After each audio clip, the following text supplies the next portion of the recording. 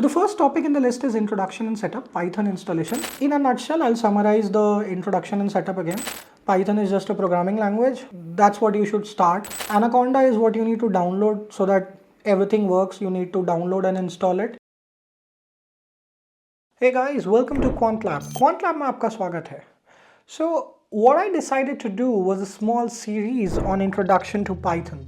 We did a webinar some time back and here's a detailed deep dive into the video series. Now let's get on to the core topic. Python basics, syntax, variable, loops, functions, classes. This is going to be a 10-minute crash course into Python. So quick, I would suggest gear up. So Python is very simple programming language. If you know English well, you should be able to understand it quickly. The most important thing which I feel is in Python to remember is you should be intuitive about what you're trying to do. This is not with even Python, but with other programming languages as well. And what I mean is that you should be able to express in your analytic, your logic into what you're trying to do. So if you're trying to do print, conditions, if, well, etc. If, when, loops, for, while, इस तरह से. So it's a very simple language. It's not a complex language. Like some languages have deep constructs. ऐसा नहीं है, Python में नहीं है, but Python में beginner friendliness काफी ज़्यादा है, ठीक है?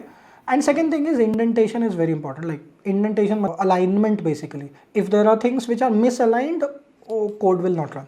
Okay. Python is an interpreted language, which means you don't need to compile or anything. The moment you submit it, it will run. Cool. So print welcome to QuantLab.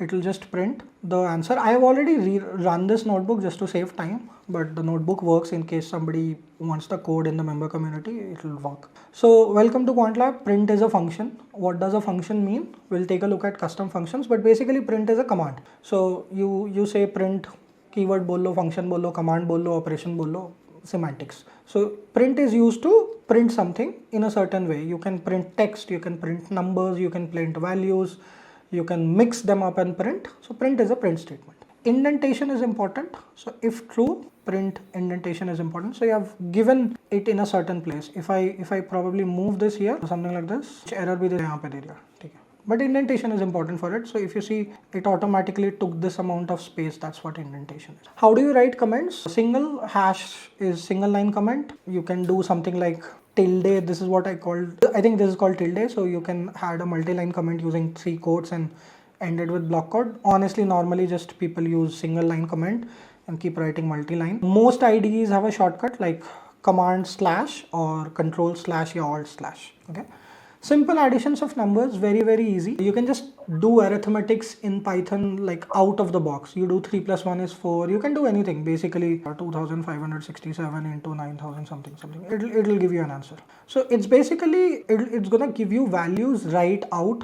So the calculation is happening there itself. So it's a very simple syntax. Now we get to some core stuff. What are variables? Variables are things where you can store values. So let's say you want to store a value which is number. So you say x is equals to 5. You want to say hello Python, you can say y is equals to hello Python. Now something to notice here is we have not specified the type. Normally in programming what we have is something like, integer or decimal or float or string, character. These are all data types. Data type का मतलब numbers है, characters है, and complex data types हो सकते हैं, list हो सकता है, Boolean or something. There's a bunch of data types. But Python is a dynamically typed language, which means you don't need to explicitly declare it. It understands it. It's very smart at that. What is it? Is it great? Yes. Does it have downsides? In some sense, but we don't need to worry about that if we are beginning. There are benefits of dynamically typed languages. There are benefits of statically typed languages, which is, int a is equals to 5, something like that, like we used to do in C++. Okay. Printing the value, as we said, print can print anything. So you say print x, it will output 5. You say print y, it will output hello Python. Y is this value. Okay, so that's what a variable assignment is. Think of variables as, houses where you store your values. The name of the variable becomes your address. Inside is some value. What the value is, fortunately for us, Python doesn't care if we explicitly make a mistake in number dal diya ya text dal diya, etc. You can also mix and match like text and numbers in the same fields, which is like advanced data types, which will look. If you want to check what is the type of a variable, for example, I ran hello Python, so I do type of x it will tell me int. If I do type of y, it will give me something like a string. And you can change it, like if I change here dynamically 5.98 and I do here 5 type, it will probably give me float. So yeah, that's what type means. Why am I talking about this? Because values, it's very important to leverage concepts of programming from the very basic. If you don't understand the return types of variables and values, in some cases you might get stuck in a scenario where you have to debug and you don't know this. So these are some operations on variables, basic stuff. This is integer, number 10, this is float, this is complex. You can even do complex numbers like 10 plus 3j, like we used to study in, I think, 11th or 12th or whenever. String is there, boolean is there, and if you print all of this, it will tell you what class it belongs to, basically int, float, complex, string, bool. That's what essentially is the intent. Okay. Now these are some complex data types, collection data types. What are they used for? They are essentially used for storing different kind of values. There are lists, tuples, set, dictionaries. Lists are lists. All of these in a way would look very similar. There are some fundamental differences between them, like some of them are mutable, which means that the values can be changed. Some of them are immutable, which means the values cannot be changed. Some of them order things in a certain way. For most of use cases, people end up using list or dictionary. Dictionary is essentially slightly different from the other three. If you see fruits is equal to apple, banana, cherry, fruits is equal to apple, banana, cherry, all of them are looking similar, but the way to differentiate is by the brackets. List will give you square bracket, tuples will give you like curved brackets, and sets would give you curly brackets. And each of them have their use case. If you want to go more deeper, you should probably just look at documentation. As I said, typed, mutability, the ability to perform some kind of operation, like sets are like mathematical sets. So you can do union, intersection, those kind of operation. Dictionary is most versatile. Dictionary matlab you can store key values pair, just name or yes, so name is John, age is 30, so you can have a person, it has this structure, so you can keep on adding data to this structure. All right, so that's basic variables. Moving on to some conditions.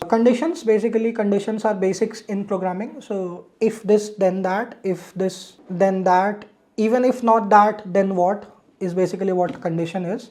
So x is equals to 10, so we are saying if x is greater than 0, print positive. So if x is double equal to 0, print negative, print 0, else print negative. So you can make this very long condition. So it's basically a way of checking values, and these are very powerful statements. When we write strategies, we'll look at it towards probably the last 45 minutes of this conversation as to how they are relevant, how it's important to know nested if conditions and all of that. Loops basically if you want to do something over and over again. Programming, the whole benefit of programming is to be able to do repeated things, to be able to iterate over things, which is why loops are very fundamental to programming.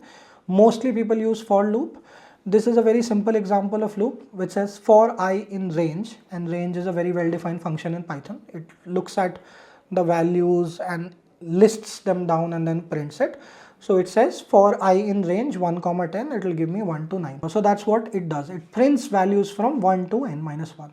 You can make loops much more complex, like think about a loop as a table. If you think about loop under a loop, you would think about a row and a column like a matrix. If you do loop under a loop under a loop, it becomes a 3-dimensional structure like a 3D matrix. It's very powerful. While statements, they are also loops, but kind of used differently, used with stop conditions and things like that. So that's what basic looping, the while loop does. Moving forward, let me quickly grab some water. What are functions?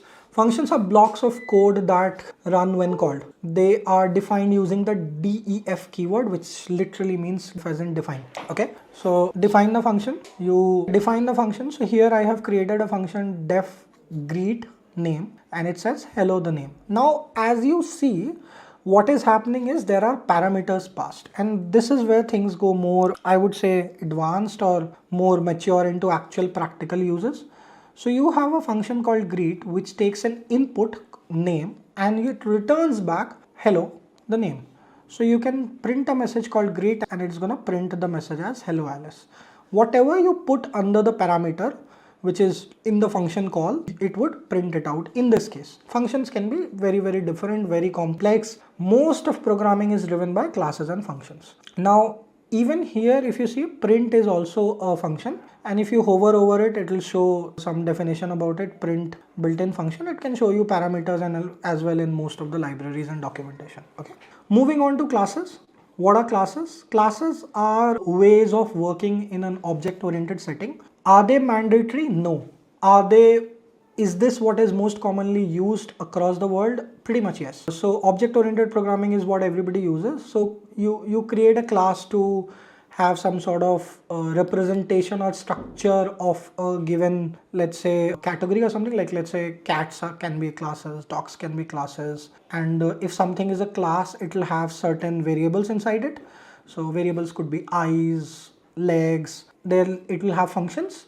Functions could be something like, what are the operation it does, and depending on the kind of object, an object is an instance of a class, which means object is what runs actually and takes memory.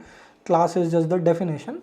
So if the definition is an animal and we are talking about a cat, so the function can be how does it speak. It could be mewing. If it is dog, it could be barking and things like that. So very, very basic definition of classes. Object-oriented programming can be taught in hours and hours. Basically here what you see is a class called person.